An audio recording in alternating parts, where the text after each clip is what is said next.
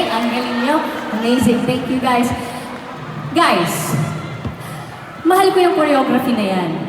Marami din pong naitulong yan sa pamilya ko. Pero, 2023 na guys. I'm already married! Grabe mo! Akalain mo, ikakasal pala ako one day. Grabe.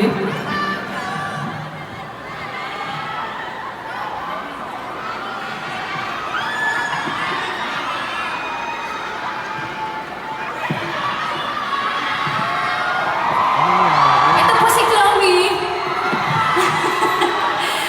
Medyo kinakabahan din siya eh. Pareho po kaming kinakabahan. Maraming salamat po for being here tonight. Hindi niyo po alam kung gaano po ako ninenervyos ngayong gabing ito. Pero yung pagmamahal na yun, kaya po ako nagkaroon ng lakas na loob na muli kong sumampa dito sa Araneta Coliseum.